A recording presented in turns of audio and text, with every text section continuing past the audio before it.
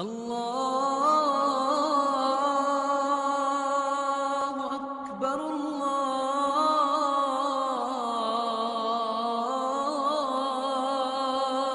اکبر۔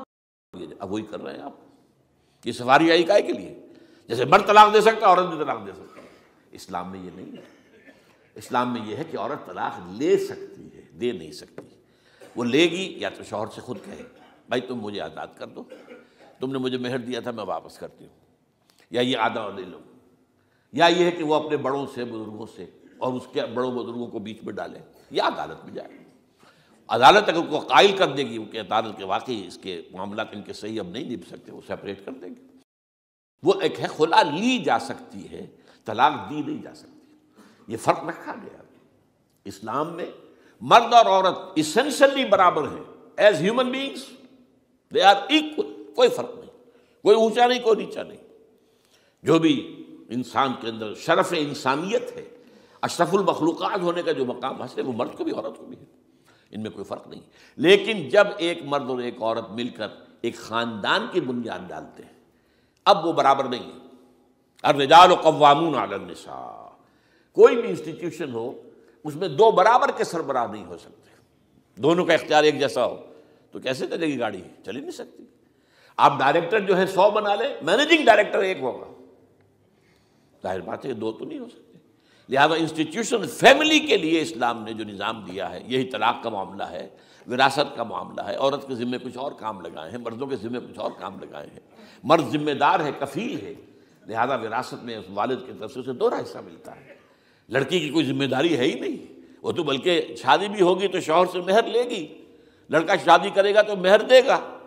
تو یہ تمام چیزیں جو ہیں آرٹیکولیٹڈ ہیں، یہ ایک دوسرے کے ساتھ منطقی طور پر جڑی ہوئی ہیں، اور وہ جو ہے تباہ کرنے کر تلے ہوئے ہیں ہمارے خاندانی نظام کو، عورت اور مرد کو برابر کر دیا جاتا ہے۔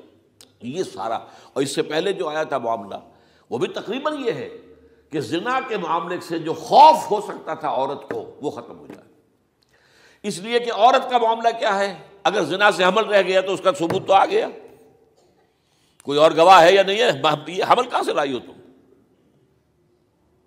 ٹھیک ہے، طے کیا کر دیا؟ پرچہ بھی درج نہیں ہو سکتا اس کا جب تک کہ 4 چشمدید گواہ جا کر کسی مجسٹریٹ کے سامنے گواہی نہ دیں کہ ہم نے اپنی آنکھوں سے دیکھا ہے، تب پرچہ درج ہوگا، تحقیق اس کے بعد ہوگی۔ یہ کہاں ہوگا؟ اس کا مطلب ہے وہ خوف ختم، جو خوف ہو سکتا تھا، جو عورت کو روکتا ہے۔ ایک تو یہ کہ ہمارے ہاں وہ جو بھی آبادی کا معاملہ تھا اور یہ جو برتھ کنٹرول کے معاملے نے آ کر خوف ختم کیے تھے، اور اس کی باقاعدہ جو ہے امریکہ میں، یورپ میں تعلیم دی جاتی ہے، ٹین ایجرز کو اسکولوں کے اندر سکھایا جاتا ہے کہ تم جو چاہو کرو، لیکن یہ کہ یہ ذرا یہ احتیاط کرو، بس اللہ خیر سمجھ۔ وہی اسی رنگ پر ہماری تہذیب کو لے جانا چاہتے ہیں۔ اب یہ دونوں نقشے ایسے ہیں کہ جس کے نتیجے میں جیسا کہ میں نے عرض کیا، محسوس ایسا ہوتا ہے، یہ میں ابھی کہہ رہا ہوں، میں یقین سے نہیں کہہ سکتا۔ وَإِنْ أَدْرِي لَعَلَّهُ فِتْنَةٌ لَكُمْ وَمَتَاعٌ إِلَىٰ حِينٍ، ہو سکتا ہے، ہوپنگ اگینسٹ ہوپ، ہو سکتا ہے کوئی معجزہ آ جائے اللہ تعالیٰ کی طرف سے، جیسے کہ پہلے معجزہ آیا تھا تو خدایا آن کرم بارے دیگر کو نے اللہ دوبارہ بھی معجزہ دکھا، اور ان تمام سختیوں سے، ان تمام سے ہمیں گزار کر اس کا امکان موجود ہے۔ امکان کو میں نفی نہیں کر سکتا، اس لیے کہ اللہ کی قدرت ہے۔ یخرج الحی من المیت، مردے سے زندہ کو برآمد کرتا ہے۔ ایک قوم مر چکی ہو، اس میں سے ایک زندہ قوم برآمد ہو جائے، جیسا کہ میں نے پچھلے سال جو تحریک چلی تھی، جو وہ کلا کے میں نے کہا تھا کہ مجھے یہ گمان ہوا کہ میں یہ سمجھ بیٹھا تھا کہ یہ قوم بالکل مر چکی ہے، لیکن نہیں، جان ہے۔ یہ میں اس سے پہلے یہ جملہ کہا کرتا تھا، it's no use whipping the dead horse, لیکن میں نے کہا نہیں، جان ہے اس میں۔ ہمارے ہاں کا پڑھا لکھا طبقہ، تعلیم یافتہ لوگ، انہوں نے جو سختیاں جھیلی ہیں، جس طریقے سے کہ مصائب برداشت کر کے انہوں نے اس تحریک کو برقرار رکھا ہے، اب تک رکھا ہوا ہے، یہ بہت بڑا کارنامہ ہے، اور اس سے معلوم ہوتا ہے، اس سے کچھ نہ کچھ امید کی کوئی کرن پھوٹتی نظر آتی ہے۔ لیکن باقی جو لوگ کہتے ہیں کہ نہیں بس یہ تو بنا ہے اللہ کے حکم سے اور قائم رہے گا، ان سے میں کہا کرتا ہوں کہ وہ اللہ کی سنت سے واقف نہیں ہے۔ اللہ کی سنت سزا کی بھی تو ہے نا۔ اللہ تعالیٰ رسی دراز کرتا ہے ایک دم کھینچ بھی لیتا ہے، یہ بھی اللہ کی سنت ہے۔ مہلت دیتا ہے، پھر ایک دم جو ہے ایک وقت کے اوپر آ کر فیصلہ بھی کر دیتا ہے۔ تو عجب نہیں، ڈرتے رہنا چاہیے، ڈرتے رہنا چاہیے، کچھ پتہ نہیں۔ ما غرک بربک الکریم، یہ قرآن مجید میں یہ مضمون کئی بار آیا ہے کہ لوگوں کو بعض اوقات شیطان جو ہے یہ دھوکہ، اللہ بڑا کریم ہے، بڑا غفور ہے، بڑا رحم کرنے والا ہے۔ بھائی وہ کریم ہے، غفور ہے، لیکن منتقم بھی ہے۔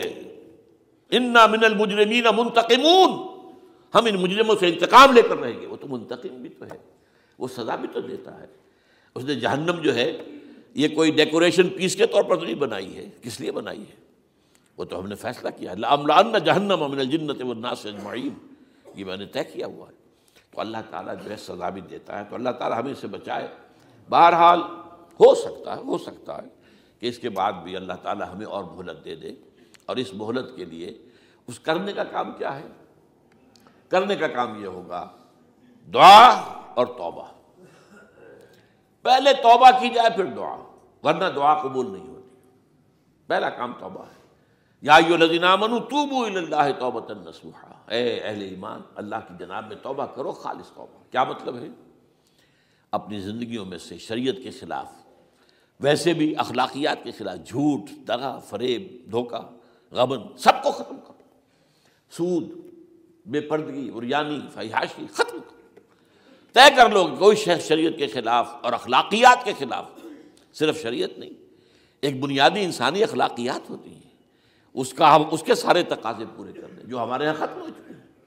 میں نے جیسا کہ بارہا کہا ہے کہ اس وقت دنیا کی سب سے بڑی منافق ترین قوم جو ہے مسلمانان پاکستان ہے۔ جھوٹ اور وعدہ خلافی اور اس کے ساتھ جو ہے وہ غبن کا معاملہ جتنا ہمارے ہاں ہے، آپ پوری دنیا میں آپ کو کہیں نہیں ملے گا۔ تو اس لیے پہلے توبہ کی جائے اور پھر دعا کی جائے۔ اس لیے میں نے آپ کو حدیث سنائی ہے کہ اللہ کے فیصلے کو بھی کبھی کبھی دعا جو ہے لوٹا دیتی ہے، لیکن وہ دعا کب ہو؟ جب آپ نے اللہ کے ساتھ اپنا معاملہ صحیح کر لیا ہو۔ فرمایا حضور نے، جو میں نے ترمذی کی روایت آپ کو سنائی، لا يرد القضاء الا الدعاء، اللہ کا فیصلہ بھی کبھی کبھی اللہ تعالیٰ کسی فیصلے کو مؤخر کر دیتا ہے۔ حضرت یونس علیہ السلام کی قوم پر اللہ کا فیصلہ آ چکا تھا، عذاب کے آثار شروع ہو چکے تھے، پوری قوم نے توبہ کی، اللہ تعالیٰ نے عذاب کو جو ہے وہ وہاں سے ہٹا لیا ان کے سروں پر سے، اور ایک مدت تک کے لیے انہیں مہلت وسیع دے دی۔ تو اس کے لیے تو یہ ہے کہ توبہ کی جائے اور دعا کی جائے، اور اس میں یہ ہے کہ اس میں اس توبہ کا ایک حصہ لازماً یہ ہونا چاہیے کہ ہم طے کر لیں کہ اللہ اب مجھے اپنی بہترین توانائیاں، اپنی قوتیں، صلاحیتیں، وسائل خرچ کرنے ہیں اور تیرے دین کو قائم کرنے کے لیے۔ اس کے لیے کسی نہ کسی جماعت کے اندر، جس کو بھی آدمی سمجھے کہ ہاں یہ بہترین جماعت ہے، یہ صحیح ترین جماعت ہے، یہ واقعی اسلام کو قائم کرنے کے لیے کام کر رہے ہیں اور واقعی اس طریقے سے کر رہے ہیں جس طریقے سے وہ ہو سکتا ہے، اگر آپ اس پر، لیکن لازم سمجھیں لا اسلام الا بالجماعہ، کوئی اسلام نہیں ہے جماعت کے بغیر۔ یہ حضرت عمر رضی اللہ تعالیٰ عنہ قول ہے، اور حضور کی حدیثیں تو میں نے بارہا آپ کو سنائی ہے۔ انی آمرکم بخمس اللہ امرنی بہن بالجماعت والسمع والطاعت والہجرۃ والجہاد فی سبیل اللہ، میں تمہیں 5 باتوں کا حکم دے رہا ہوں، اور یہ 5 باتیں وہ ہیں جن کا اللہ نے مجھے حکم دیا ہے، جماعت، سمع و طاعت اور جہاد و ہجرت، یہ 5 باتیں۔ تو اس لیے توبہ کے اندر یہ لازمی جز ہونا چاہیے کہ اب ان صلاتی و نسکی و محیای و مماتی للہ رب العالمین، یہ فیصلہ کر لیجئے۔ اس کے بعد یہ ہے کہ اللہ تعالیٰ اس پر استقامت عطا فرمائے، اس کی بھی خود دعا کیجئے کہ اللہ اب تو نے مجھے یہ ہدایت دے دی ہے، تو اب لا تزغ قلوبنا بعد اذ ہدیتنا وہب لنا من لدنک رحمۃ انک انت الوہاب۔ ایک دوسری آخری بات میں آج صاحب سے کہہ رہا ہوں، ڈرتے ڈرتے، اگر خدا نہ خواستہ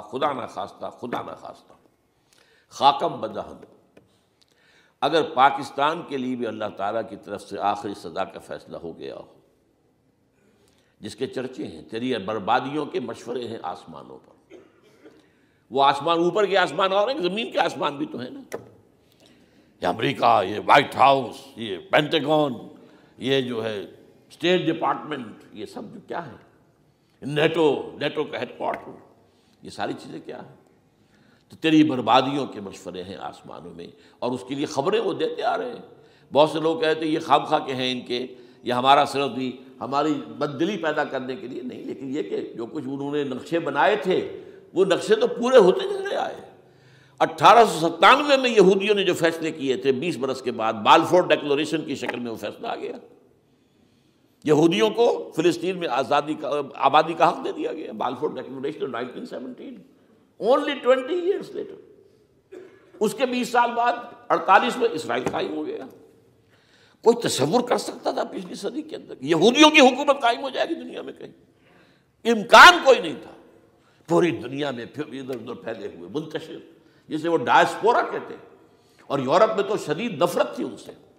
لیکن یہ کہ جس طرح انہوں نے رفتہ رفتہ وہاں پر قدم جمائے ہیں، جس طرح ان کو اپنے قابو میں لیا ہے، جس طرح ان میں مذہبی تقسیم پیدا کی ہے، کیتھولکس کی اور پروٹیسٹنٹس کی، پروٹیسٹنٹس کو اعلی کار بنایا ہے، سیکولرزم اور اس کے بعد سود پر مبنی معیشت کا نظام وہاں نافذ کیا ہے، بینک کا نظام قائم کیا ہے، ای بنوک، ای فکر چالاک یہودیوں کا قائم کرنا ہے یہ بینک کا نظام، اور سب سے پہلا بینک انہوں نے انگلینڈ میں قائم کیا تھا۔ تو ان کی جو باتیں ہیں وہ تو پوری ہو رہی نظر آ رہی ہیں، ان کے نقشے جو ہیں ان کے سامنے آ رہے ہیں ہمارے۔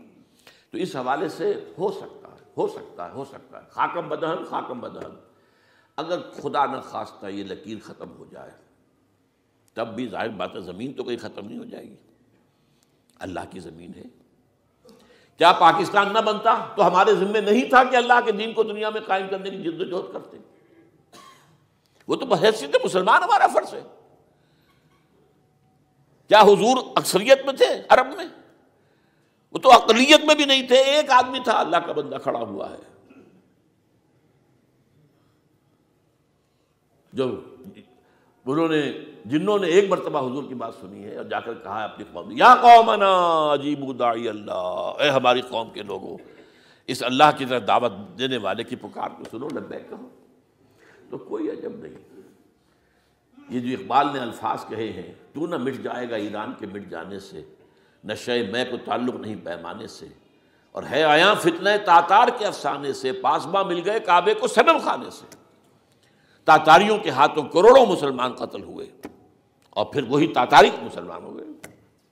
امت مسلمہ کی قیادت ان تاتاریوں کے ہاتھ میں آ گئی، عربوں سے لے کر ان تتولوا یستبدل قوما غیرکم، جو بات سورہ محمد میں کہہ دی گئی تھی بالکل آغاز میں، اگر اے عربوں تمہیں جو مقام ہم نے دیا ہے، اپنا رسول تم میں سے بھیجا، بعث فی الامیین رسولا منہم، تمہاری زبان میں اپنی کتاب نازل کی، تو تمہیں جو مشن سونپا ہے اگر تم نے اسے پیٹھ دکھا دی تمہیں ہٹائیں گے، کسی اور قوم کو لے آئیں گے۔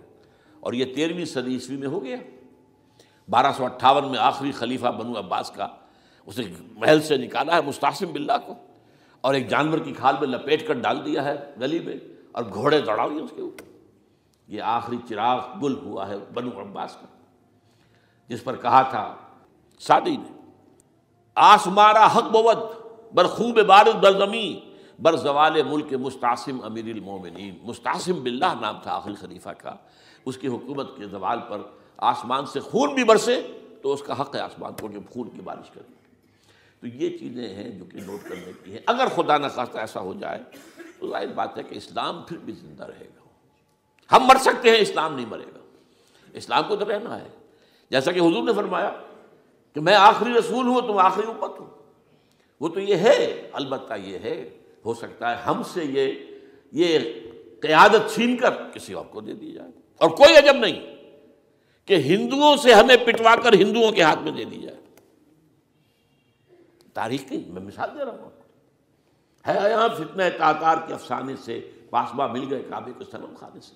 آخر ہندوستان میں 20 کروڑ مسلمان ہے کہ نہیں، بلکہ زیادہ ہے۔